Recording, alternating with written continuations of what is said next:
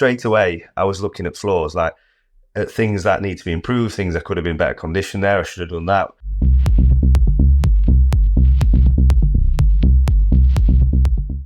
As someone who wasn't overly confident as a young man, bodybuilding is a really weird thing to choose to do, because all of your self-worth, your validation is basically put on someone else's judgment of how you look and nothing else. So can you talk a little bit about how you managed to get the right mindset or the right defense mechanism or whatever it might be to subject yourself to the worst kind of criticism anyone can really get, how you look, and then decide not to let that affect you, but actually build on it? Yeah, I know. When we talk about this, if you speak to any bodybuilder, and if they're honest, female or any athletic, bodybuilding competitor, so be it a female or male, they all have an underlining either a body issue or body confidence. There's an issue there. There's something of self-confidence is why they've gone into bodybuilding, which is so strange, like you say, looking for validation from somebody else in order to get that. And mine was exactly that. So I would have never taken my top off in front of anybody. I was very self-conscious. When I was in school, even in summer, I used to wear, because we had a blue shirt, I used to wear a t-shirt underneath it, shirt, jumper. I'd always have a coat on in summer, but thinking that was covering me up. But I'd look twice as big, so it was actually false economy. Like it just didn't really work like that. But I look back and it's really sad that I don't know what triggered it. I don't know why I had that. I had a good upbringing, good brother and sister around me and stuff. So I don't know why I felt like that. Still can't pinpoint it, but I was very conscious about my body. So when I started training, that was my way of getting confident, building self-confidence. Never showed anybody. No one ever knew I trained or anything, because again, I just covered up all those years. But it got to a point where my football, I finished football, I'd finished golf, gymnastics, swimming. They were all my competitive outlets. So it got to a point when I was like 20 odd, and I was training for 6 years at that point, sorry. And I was around bodybuilders every day. So I lived and breathed. My stepdad was Mr. England. He was a big bodybuilder. He owned a spit and sawdust gym, and I trained with Mr. Universe, 3 times Mr. Universe. Big guy. Never wanted to look like them, but I was so inspired by their work ethic, their determination, their competitiveness, just their resilience, just everything about bodybuilding. And I wanted to see if I had what it takes to have that competitive side. So I thought, I'm going to do it once, face my fear, not tell anybody in the room, and just do it. And that's what I did. So 2013, I dieted down. Because I covered up, I trained in hoodies. Nobody knew what I was doing. I made it all myself, went down, and I entered what I thought was a local show, but it was Leamington Spa, so it was the closest show to where I lived. And I thought, I just want to see if I can face that fear and just do it. You know what I mean? And have that competitive. Never again would I do it. I remember backstage, I ran into a toilet cubicle. I was like shaking so much, thinking, why am I doing this? What? And I was going to leave.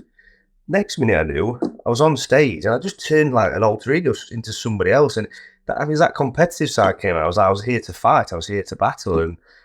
And I loved when I stepped off stage, and I just loved that feeling of being somebody else, like as that confident person in me. And I just got addicted after that. And getting negative feedback, it always used to fire me up. Some people get inspired or get fired up by like positive things, or I've always been fired by, which I don't know if it's a good thing or not, is that slightly negative, the underdog, the hustle, the graft, being in the trenches, and that side of things. And that's how I've always worked and always pushed forward. Do you still flip that switch when you walk into the gym, or when you walk onto the stage, when you're doing anything that is fundamental to bodybuilding? Are you a different person, or they merged?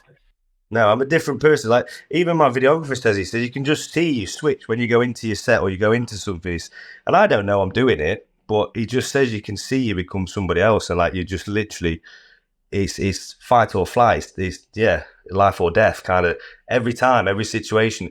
And I remember in Bev's gym in New York, and it was the last week, and should have been backing off. I should have been doing this, and he's just like, I remember saying, you're clenching your jaw so hard, and you look angry, you know, when you're doing your sets. And I was in my head, I was like, I have to move this car off my family, like those type of stupid scenarios where I need to move this weight and I need to move it now. And I don't know. I've just always been like that. I guess it's a superpower, right? In what you're doing, that ability to get into that frame of mind. Yeah. And you look around every commercial gym, no one else is doing that, right? They're simply with emotions. And I think that's where the difference is. It's that ability to go, this is life or death, and this matters that much. Yeah. But the thing is as well, my everyday life, as you've known me for years and stuff, I'm not that person every day. Like I'm not a guy. I'm a lover, not a fighter. I'm not somebody who wants to go around with an attitude and think the world owes me something or anything like that. When I go to train, it's I don't know if it's my mechanism. I sometimes think it was because of that body conscious, that self confident, a feeling of I don't want to say self worth and start going down that really negative route, but that feeling of why I got into training, it probably resonates from there, and I've just adapted and made it something what it is today, really. I remember the first time I shot you for a cover, you turned up at the shoot and you went, Joe, I'm not in great shape. I'm really, really sorry. And I remember talking to my colleague at the time going, Ryan's turned up. He said he's not in great shape. Let's see what we can do. And then you took your shirt off. And I'm like, oh my God, you are in insane shape, right? So I hope you don't mind me sharing that story, but because every single person I've ever interviewed in the physique or the bodybuilding game has some type of body dysmorphia. Yeah, I agree. It's obviously something you've suffered with, but you've just been at the pinnacle of your career, right? Do you look at the shots of you from the Olympia? Are you happy with your physique, or are you looking at flaws? I've only told one person this, but yeah, I do. Yeah, it's weird because since I met my wife, like before I met my wife, I had probably 8 years of being in a serious diet without knowing it. Being in a deficit, very clean, very monotonous. But it was just my life, and nobody knew it. And it wasn't like I was struggling; that just became the norm. When I met my wife, I was very conscious. I didn't want her to fall into that trap because I've dated bikini girls and stuff like that. And I've seen how how obsessed they get, and they've got food intolerances now, and it's just horrible to see. So I never wanted Amy to be like that, because when I met her, she didn't have a clue about food. She had a tub of Pringles and a cheesy pizza every day, and I loved that. I loved that about her. So I never wanted her to change, and so I was very conscious around her. And I remember the first day we went to a place and she ordered a burger, and I was like, because I was about to order my steak and jacket potato with broccoli, and I was like, I'll have the same. And I was panicking, waiting for this burger to come out. I think I've not had a burger in 8 years, like. And because I was so conscious, it obviously showed that I liked it. And I ate it. And I was like, what is this thing? And I was like, this is normal food. And ever since that day, something clicked where I feel comfortable. Don't get me wrong. Like you say, the Olympia, I knew I shirted around that question. But yeah, straight away, I was looking at flaws, like at things that need to be improved, things that could have been better conditioned there. I should have done that.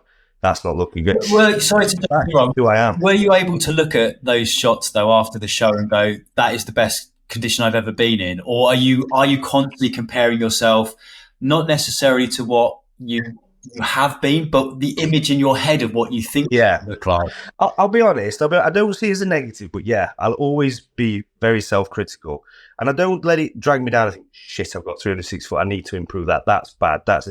I just look at it and think, right, we can work on that. Right, we can do that. That's something. And maybe that's me mentally getting myself ready to, you've got an excuse now to train harder. You've got an excuse now to not miss that meal. Like, these are the things you need to improve on. If I don't see an improvement in 365 days, I'm having you. So that's probably how I work subconsciously without knowing it. But I don't look at it and think, oh, that's disgusting. Oh, I don't want to see it. It's just, it's not that. I know. And again, some people do kind of can't physically look at pictures of themselves. You've obviously got an awful lot of your magazine covers behind you, and you are I was going to say, I don't have that problem, Joe. You're a lot bigger than you have been on some of the covers. Do you look at those covers sometimes and go, look, I'm skin and bones, there's nothing to me? No, or can you no, because I like that. So I like being where you can put a t-shirt on, a jumper on, and no one really knows, oh, he keeps himself fit, but they don't think he's number one in the world at physique. So I've always liked that. So I've never really been obsessed with the size game. And yeah, I felt a little bit more uncomfortable this year being bigger. Definitely did. Because it's, again, it always stems back to that being overweight as a kid and not wanting to be overweight. So it just doesn't align with me being comfortable. But it doesn't ever affect me in any way. Like I say, I still have, now I'm off prep. We have nice breakfast every morning. We eat together, because for 6 months I'd not eaten with my family. I eat out of Tupperware when I need to eat. I'll still sit with them when they're having their meals, and I'll have a coffee or I'll have a drink with them and stuff. But it's not the same, is it? When like every night we have a sit down meal now, and we sit together as a family, whatever it is. I've had, I think, 4 Sunday dinners in 1 week since I've been back. I love a Sunday dinner. But Are you at that point though where you may be just pinching your middle a little bit more? Because as you said, as an overweight kid, I think for a lot of people that never leaves you. You still remember how that feels. of course you do. Joe, I won't like. I know it sounds silly. I'm only 2.5 weeks after the Olympia, 3 weeks after 2.5 weeks of the Olympia, because I've put about 10 pounds back on, which you need to. Obviously, water weight, you need to put fat back on. You can't be that. Yeah, I'm not someone now who'll take my top off. I'll be back in training in my hoodies and stuff like that. That's just who I am. I don't. Yeah, it doesn't affect me in a negative way, but I will be training the hoodie again, and I'm happy to do that just because I feel more comfortable that way. It just, yeah. With so many guys as well and girls, I think food does become an issue. We've mentioned body dysmorphia, but food issues are so common in the fitness industry, which is kind of mad, right? The deeper you get into the health and fitness industry, the more you see people are struggling with mental health issues around how they look and what they eat. Have you ever, because everything you've eaten for so long has to be meticulously measured out, have you had those moments? And if so, how do you kind of deal with issues around eating?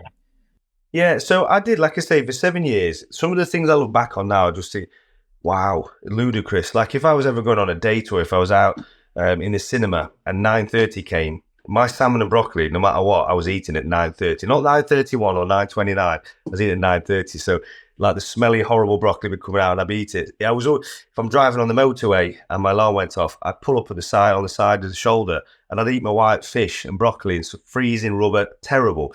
And I look back because that was just the norm for me. Now I look back and it's ludicrous. And I do thank my wife for that, if I'm honest, because I met her when I did and I realised a burger. And the thing was as well, my physique changed so much since adding, I wouldn't say bad food, like normal food in to bodybuilding food, like to very prepped, clean food, that my body and my strength in the gym, my pumps lasted longer, everything. There was so many positives from it. And I could see the benefits because I've been so regimented for so long.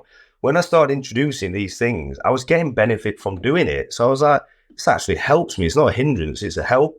And I could mentally start to accept it and be okay with it. So yeah, there was a time for 7 years where I wouldn't even look at a slice of bread because I was like, there's yeast in that. Whereas now I've had 2 slices of toast and still have all my oats. I still have my antioxidants, my blueberries, my complex carbs, essential fats, my protein, everything in the morning. But again, I had peanut butter and jam on toast today with my kids and stuff. So I'm okay with it. I'm good with it.